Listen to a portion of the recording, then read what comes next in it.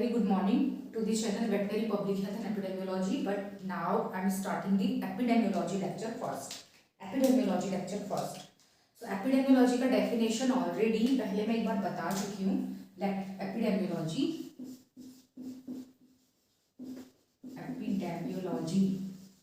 lecture first. Lecture first.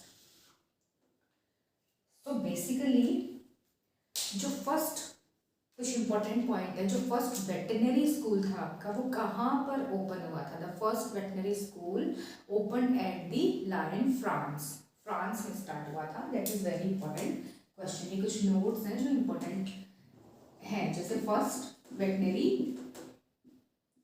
College का, या फिर आप इसको बोल सकते हो first veterinary school will be better. इसको बुक में as a school he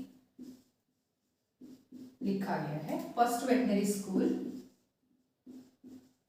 France, ये आपका इंपॉर्टेंट है.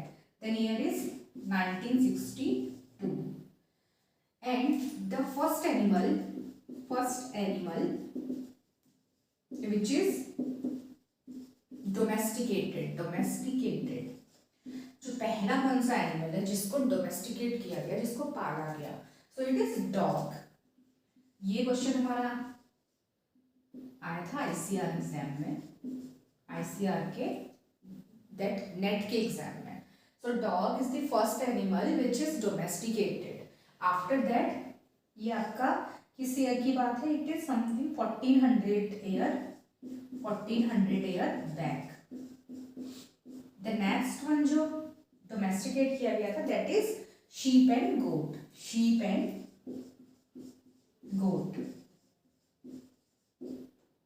Sheep and goat 9,000 year ago. Then so epidemiology basically क्या है? Epidemiology है आपका कि आप the study of that which is upon the people.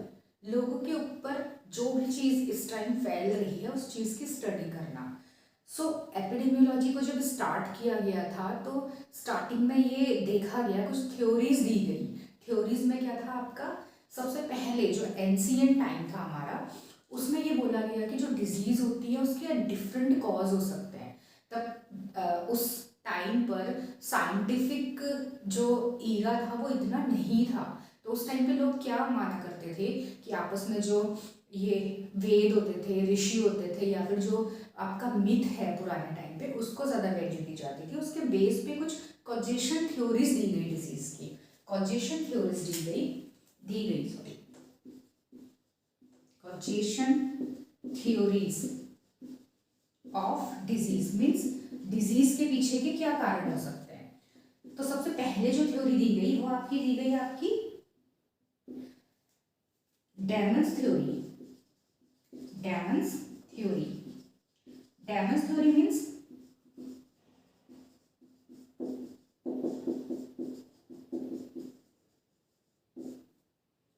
Demons theory में ये माना जाता था आपका कि जो जितनी भी बीमारियां होती है कोई वो किसी बैड स्पिरिट की वजह से होती है, किसी बुरी आत्मा की वजह से होती है, या फिर किसी चुड़ैल है, भूत है, या फिर इनकी वजह से क्या होता था, इंसान में डिजीज होती थी. सेकेंड थ्योरी थी आपकी divine theory associated with the God. और उस टाइम क्या माना जाता था आपका कि गॉड के जरिए पनिशमेंट दिया गया है, punishment by the God. The third one is the metaphysical medicine. उसके बाद जो इवॉल्व हुआ वो हुआ मेटाफिजिकल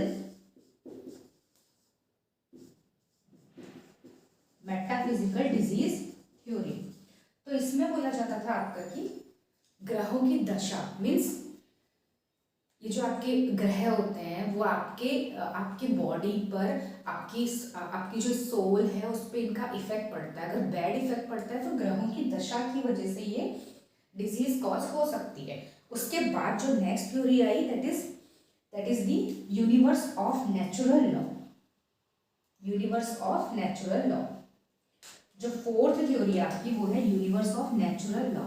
मीन्स यूनिवर्स में आपकी कुछ ऐसे ह्यूमर्स हैं यूनिवर्स में fourth one is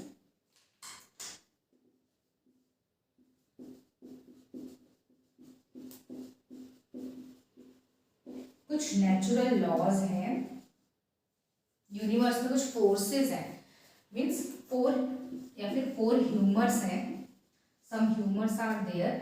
for example इनको क्या बोला गया, फोर ह्यूमर्स को मीन्स इनको बोला गया आपका वात, पित्त एंड कफ। वात पित्त कफ से आपका मतलब था एयर है, बैड इन्वायरमेंट है आपका, देन फ्लेगम है, येलो बलगम है आपका, ब्लैक बाइल है, ये जो एयर है, इन सब की वजह से क्या होते हैं, डिजीज कॉज होते हैं। मीन्स एयर का अगर एग्जांपल ले, सो एयर के केस में क्या माना गया, बैड एयर को इन्होंने टर्म दिया, bad air is known as the miasmata, miasmata और मियाजमा भी इसको बोलते हैं। मीन्स ये जो बैड एयर है इसकी वजह से इन्होंने बोला कि मलेरिया का जो ओरिजिन हुआ, the disease malaria, diarrhoea, they all are disease caused by the bad air. Then उसके बाद जो थ्योरी आई वो कॉन्टेजियस थ्योरी आई। Contagious theory means germ theory, जिसको इंपॉर्टेंस दिया गया साइंटिफिक लेवल पे। जितनी डिजीज होती हैं वो किसी इन्फेक्शियस एजेंट की वजह से होती है, या फिर किसी उसका कोई इटियोलॉजिकल एजेंट हमेशा प्रेजेंट रहता है, तो ये थ्योरी दी गई। The last one theory is contagious theory. ये एक इन ब्रीफ इवोल्यूशन है कि डिजीज को कैसे इवॉल्व किया गया। The last one is the contagious theory.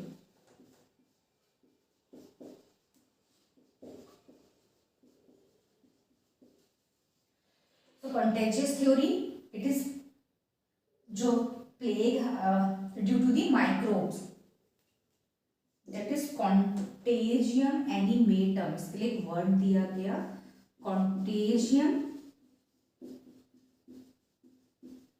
एनिमेटम। तो उसके बाद जो प्लेग है आपका, इसको फर्स्ट जूनोटिक डिजीज माना गया है। This question is very important. Plague is first zoonotic disease. So on the basis of this everything, एक बुक लिखी गई by the Hippocrates. Hippocrates is father of epidemiology, father of true epidemiology इसको बोल सकते हैं, true epidemiology. Who is the father of true epidemiology? Hippocrates. He wrote the book Air,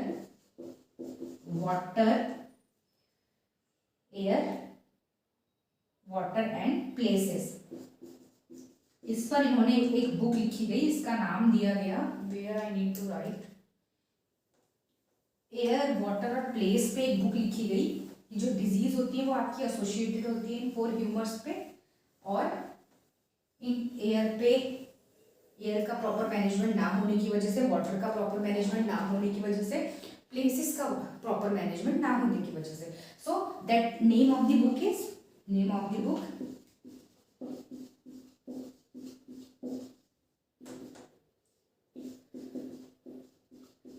Discourse on Air, Water and Places.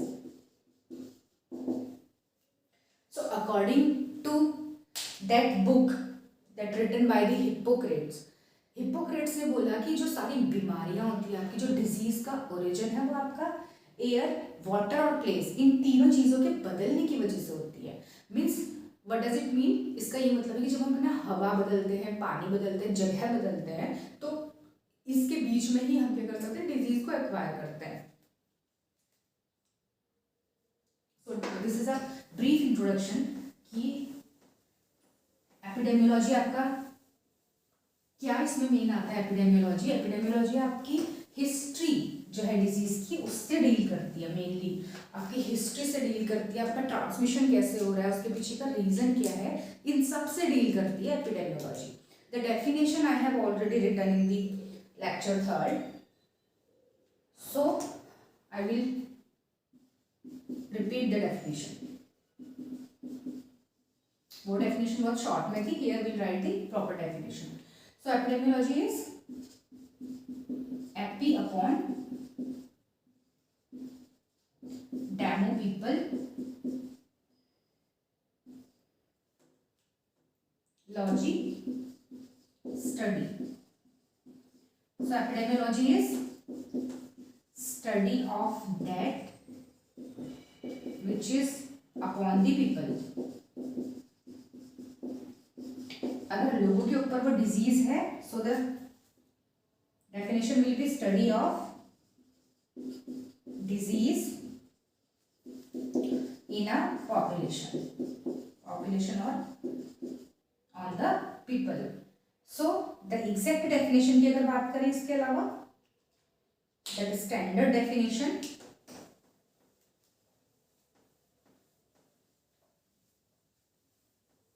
तो standard definition में क्या आएगी आपकी, epidemiology is the study of, epidemiology is the study of frequency से आपका क्या मतलब है, स्टडी ऑफ डिजीज फ्रीक्वेंसी और फ्रीक्वेंसी से मतलब है अगर कोई डिजीज किसी पॉपुलेशन में हो रही है तो वो किस दर से हो रही है, मीन्स वो किस वे में हो रही है आपकी, या फिर जैसे हम बोलते हैं जैसे कोविड-19 आया तो हमने उस केस में क्या बोला कि कोविड-19 जब आया तो इसने इतने % पॉपुलेशन को इफेक्ट कर दिया, ये इस दर से बढ़ रही है। सो द रेट प्रपोर्शन, जो इस दर से बढ़ रही है, that rate and proportion, they are the major of frequency, ये एक डिजीज को मेजर करने का तरीका है। So study of frequency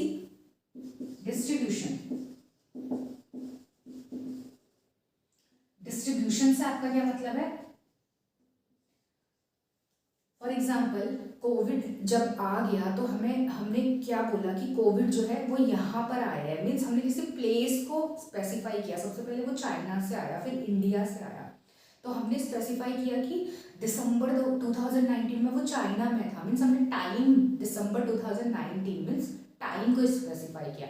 second हमने चाइना यानी प्लेस को क्या किया, रिकॉग्नाइज किया, मीन्स देन उसके बाद वो इंडिया में आया। तो ये क्या है आपका distribution, means when and where. When से मतलब आपका टाइम, वेयर से मतलब आपका स्पेस और place. So and determinant of disease in a population with objective of its prevention and control. So जो एग्जैक्ट आपकी डेफिनेशन है, study of frequency distribution determinant, frequency distribution determinant of disease in a population with objective of its prevention and control. तो यहाँ पे जो determinant है, determinant क्या होता है, डिटर्मिनेंट होते हैं आपके एनी कैरेक्टरिस्टिक या फिर कोई भी फैक्टर जो डिजीज के होने को सपोर्ट कर रहा है, उस डिजीज को बढ़ा रहा है। फॉर एग्जांपल ट्यूबरक्लोसिस के केस में आपका क्या हो सकता है, उस ह्यूमन का एज, अगर उस ह्यूमन का एज 65 के ऊपर है तो उसका इम्यून सिस्टम क्या होगा, ऑलरेडी कम होगा और वो स्ट्रेस में होगा। सेकेंड थिंग, अगर वो क्या करता है, स्मोकिंग बहुत ज़्यादा करता है, तो स्मोकिंग क्या करेगा, ट्यूबरक्लोसिस के सर्वाइवल को बढ़ा देगा। तो ये कुछ फैक्टर्स हैं जो क्या करेंगे, एग्रीगेट कर देंगे उस डिजीज को, एग्रीगेटिव फैक्टर इनको बोल सकते हैं, प्रीडिस्पोजिंग फैक्टर जो पहले से माहौल बना के रखे हैं कि वो एजेंट आए और वो डिजीज कॉज करे। So this is determinant, means आपका फैक्टर। द फैक्टर्स में भी एजेंट फैक्टर हो सकते हैं, ये कुछ होस्ट के फैक्टर हो सकते हैं, प्लस कुछ इन्वायरमेंट के फैक्टर हो सकते हैं, जैसे कि रेनी सीजन जैसे बिफोर मानसून है आपका ग्लूटन बहुत ज़्यादा बढ़ जाता है या फिर एंथ्रेक्स बहुत ज़्यादा बढ़ जाता है, तो वो इन्वायरमेंटल फैक्टर है जो उस डिजीज को होने में सपोर्ट कर रहा है। So this is all regarding the epidemiology. तो ये सब ही हम एपिडेमियोलॉजी में पढ़ेंगे। नेक्स्ट आपका आता है different approach to study a disease. Disease को जब हम स्टडी करते हैं तो उसके अलग अलग अप्रोच होते हैं। एपिडेमियोलॉजी का अलग अप्रोच है, देन एक क्लिनिशियन का अलग अप्रोच होता है, पैथोलॉजिस्ट का अलग अप्रोच होता है। तो ये डिफ्रेंशिएट करना बहुत ज़रूरी है। उससे भी ज़रूरी है फर्स्ट ये जानना कि who is the father of epidemiology. So father of, ये क्वेश्चन और आ सकता है, father of epidemiology.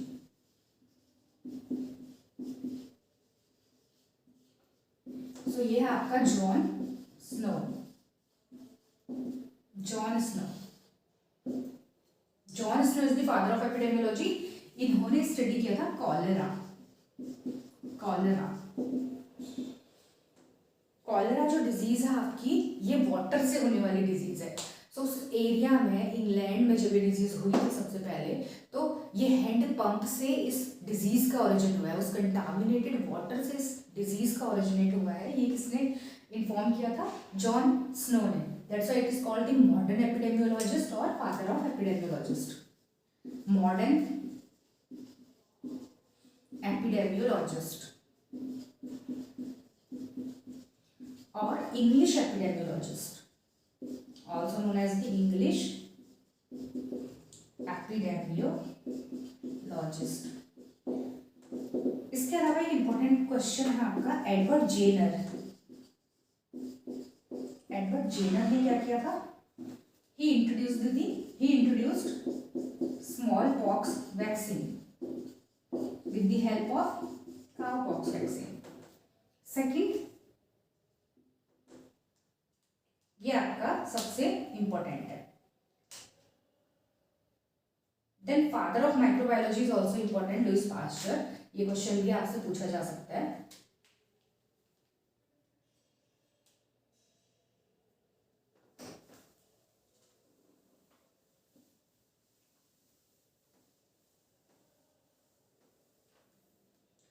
Second is different approach to study a disease. So सबसे पहले ये जानना जरूरी है कि एपिडेमियोलॉजी और VPH, here I can write different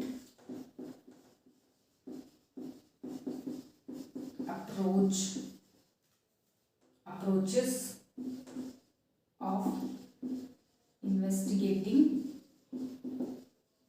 the disease. जो पहला अप्रोच हो सकता है वो हो सकता है आपका क्लिनिकल अप्रोच। क्लिनिकल अप्रोच में आपका क्या होता है? Clinical approach. सेकंड आपका होता है पैथोलॉजिकल अप्रोच। आप इसमें पैथोलॉजिकल अप्रोच। थर्ड आता है आपका एपिडेमियोलॉजिकल अप्रोच। एपिडेमियोलॉजी में आप क्या करते हैं? Epidemiological approach. ये हम पूरा नहीं लिखेंगे। तो क्लिनिकल अप्रोच में क्या किया जाता है? एग्जामिनेशन ऑफ वन और फ्यू एनिमल, इनका एग्जामिनेशन किया जाता है, देन इनको ट्रीट किया जाता है, देन ट्रीटमेंट। सो इनके जो क्लिनिकल साइन है, क्लिनिकल साइंस या फिर सिम्टम जो है, इनको नेक्स्ट के लिए इनको ऑब्जर्व किया जाता है। सो जो प्राइमरी यूनिट होगी इसमें वो कौन सी होगी? प्राइमरी यूनिट आपकी क्या है? एनिमल है।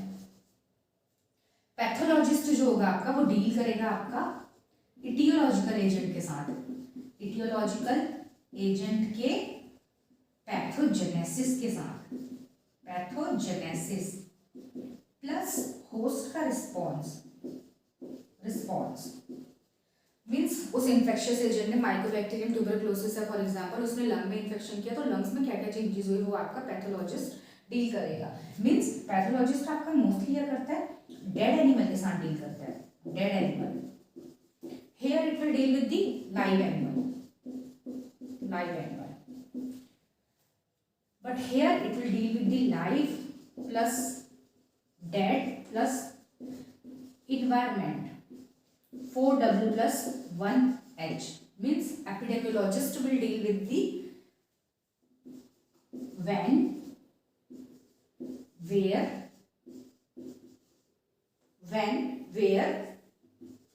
why the disease is occurring, what is the cause behind the disease, when, where, why and what, वो चीज क्या है. Then one H is how, कैसे वो बीमारी हो रही है. So ये जो चार आपके फैक्टर हैं, the epidemiologist will deal with the 4 factors. तो कुछ एपिडेमियोलॉजी में कुछ इंपॉर्टेंट टर्म है इसमें जो मैं पहले भी बता चुकी हूँ. एपिडेमिक्स, एपिजूटिक्स, इपोर्निटिक्स, इन 3 टर्म्स के बारे में पढ़ेंगे.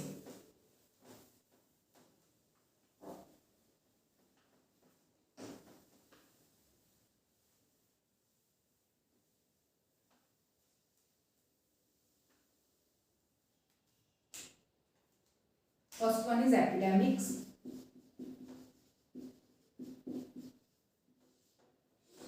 Second one is epizootics.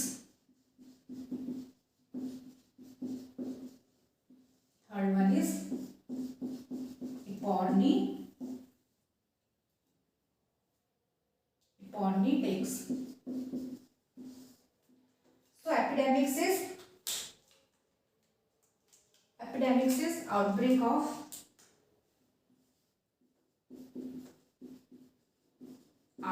of disease in human population. Epidemics in human population. Then epizootic, outbreak of disease in the animal population. Then epornitic, outbreak of disease in birds population. ये question कभी कभी आ जाता है exam में. This is important. एक word आता है एपिडेमीन. MEIN. एपिडेमीन का मतलब क्या है आपका? एपिडेमिक मीन्स किसी ह्यूमन पॉपुलेशन में या फिर किसी कम्युनिटी में आपका आउटब्रेक हो गया. अगर उस एपिडेमियोलॉजिस्ट वहां विजिट करने जाएगा, the term will be epidemic. To visit community, ये आपका टर्म इंपॉर्टेंट हो सकता है.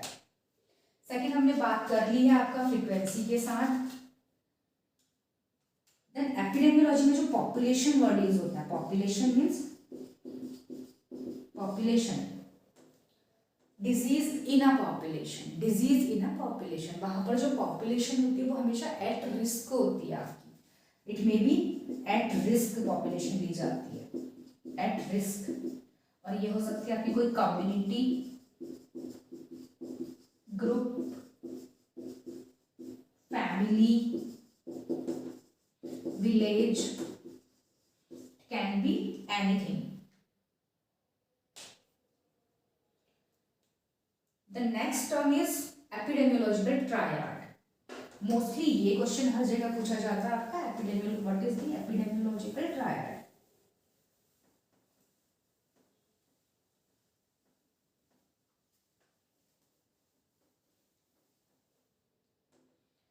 Epidemiological triad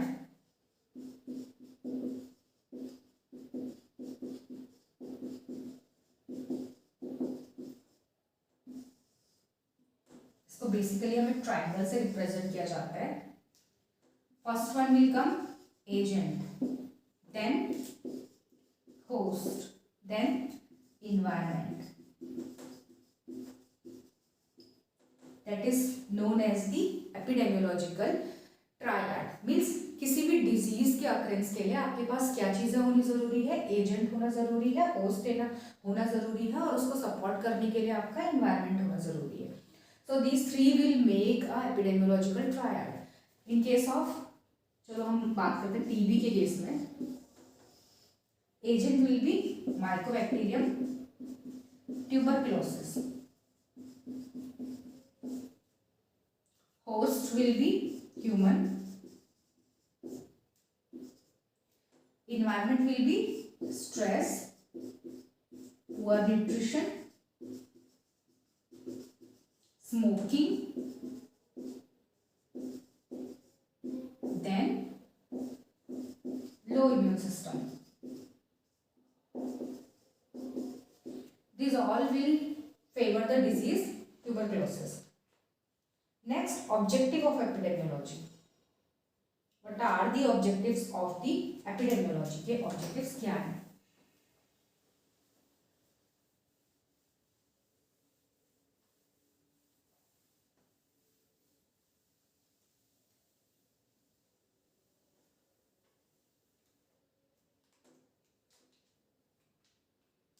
There is a difference between the objective of epidemiology and the use of epidemiology. Objective का मतलब है कि इसको ये चीज़ें होनी चाहिए, ये चीज़ें होनी चाहिए, लेकिन यूज का मतलब है कि कहाँ कहाँ हम इसको अप्लाई कर सकते हैं रियलिटी में. So the objective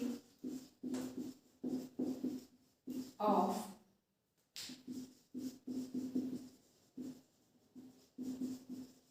epidemiology are the objective of the epidemiology.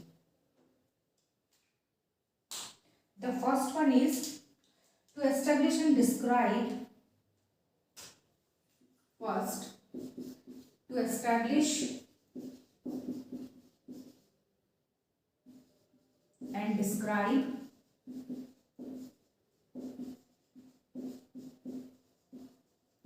the occurrence, distribution, and variation. ODB, the first objective will be to establish and describe disease कैसे हो रही है, कहाँ हो रही है, उसका डिस्ट्रीब्यूशन किस एरिया में है और कितना वेरिएशन है. ये सारा इसका ऑब्जेक्टिव है कि ये क्या करेगी, इतने सारा अपने ऑब्जेक्टिव को फुलफिल करेगी. Then study of factor and their influences. The second one is study of the factor. Study of factors means determinant and their effect, their influences or effect. Then the third one will be study most important problem existing in the population at time.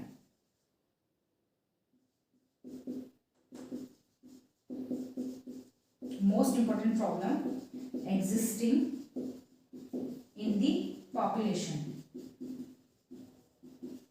Means अगर poor nutrition है, poor hygiene है, तो उसके पीछे का सर्वे भी क्या करेगा, एपिडेमियोलॉजिस्ट को करना होगा. Then fourth one, provide the most important, provide analytical data और information to the higher authority,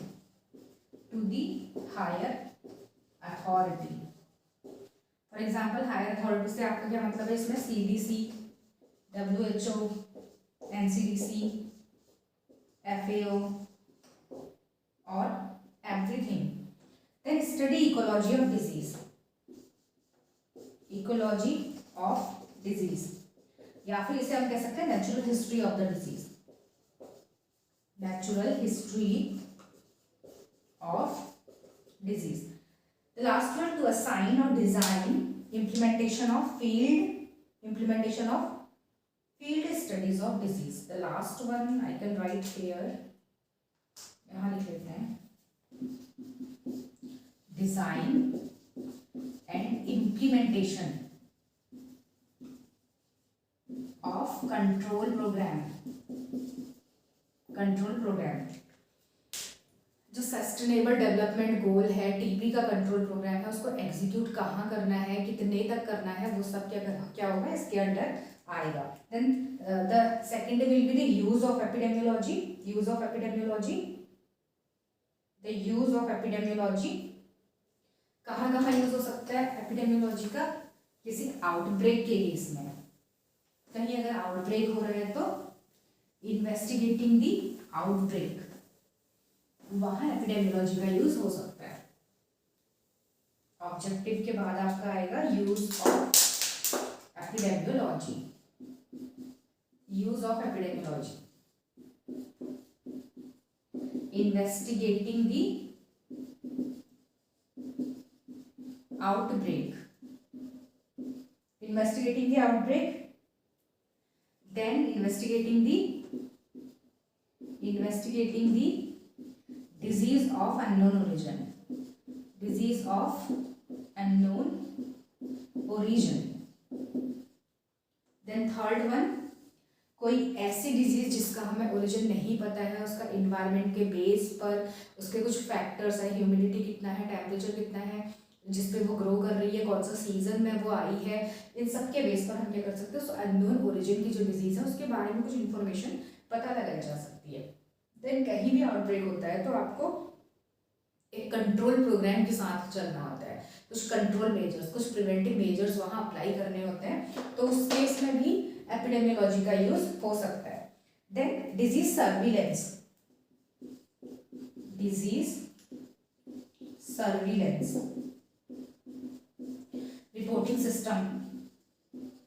reporting system it will cover. Then morbidity है, मोर्टेलिटी कितना है, ये सारा इसको सब यहाँ यूज हो सकता है। The fourth one, disease control programme. As I already informed, disease control programme में भी इसका यूज हो सकता है। Disease control programme, then herd and flock health programmes और प्रोडक्शन कितना, जैसे कि मॉनिटरिंग के केस में जैसे हम देख सकते हैं कि जो बफेलो है या फिर कैटल फार्म है उसमें कितना मिल्क प्रोडक्शन है, पर डे इंक्रीज हो रहा है या फिर डिक्रीज हो रहा है, या फिर वो जो फार्म है वो उसमें जो प्रोजेक्ट चलाया जा रहा है वो वियाबल है या नहीं है, उसके इकोनॉमी के बेस पे उस फार्म से प्रॉफिट हो रहा है नहीं हो रहा है। ये डिफरेंट जो मेथड्स हैं बेनिफिट, जैसे कॉस्ट बेनिफिट रेशियो है आपका, इंटरनल रेट ऑफ रिटर्न है, पेबैक पीरियड है, इसमें डिफरेंट फॉर्मूलेस लगाकर ये चेक किया जाता है कि वेदर द प्रोजेक्ट और whether the farm is profitable और नॉट। And then fourth, fifth, sixth one and the last is research. Research means इसमें आती है आपकी molecular epidemiology. Molecular epidemiology means DNA या फिर जीन के बेस पे क्या किया जाता है, उस इन्फेक्शियस एजेंट को डिटेक्ट किया जाता है।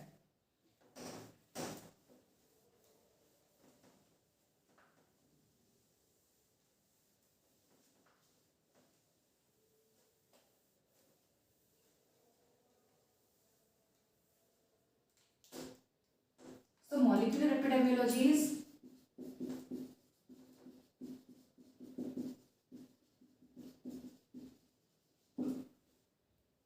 study of disease or infectious agent on the basis of nucleic acid और प्रोटीन। इसके एग्जाम्पल में आ सकता है आपका डीएनए हाइब्रिडाइजेशन, पीसीआर और fingerprinting. Fingerprinting is the example of the molecular epidemiology. तो basically there is 4 type of epidemiology, या फिर जिसको आप बोल सकते हो 4 मेथड्स ऑफ एपिडेमियोलॉजी और approaches in the epidemiology. Approaches in epidemiology. The first one is 4 type: descriptive epidemiology, then analytical,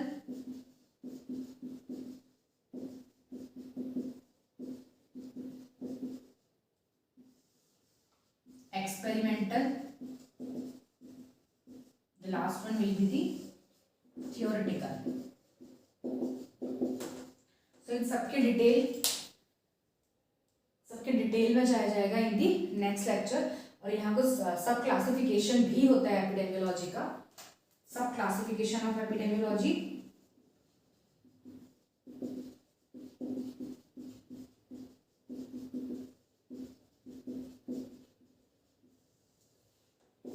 first one is analytical epidemiology. इसमें क्या आता है आपका, कुछ स्टैटिस्टिकल मेथड को यूज करके आप क्या करते हैं, और या फिर स्टैटिस्टिकल मेथड या कुछ डायग्नोस्टिक मेथड को यूज करके आप क्या करेंगे, उस हाइपोथेसिस को कंफर्म किया जाता है। Then computational epidemiology, it is also known as armchair epidemiology. Armchair epidemiology means computer में ही आपको सारा वर्क करना है, डेटा को एनालाइज करना है, डेटा को रिप्रेजेंट करना है, whatever it is. Then field epidemiology,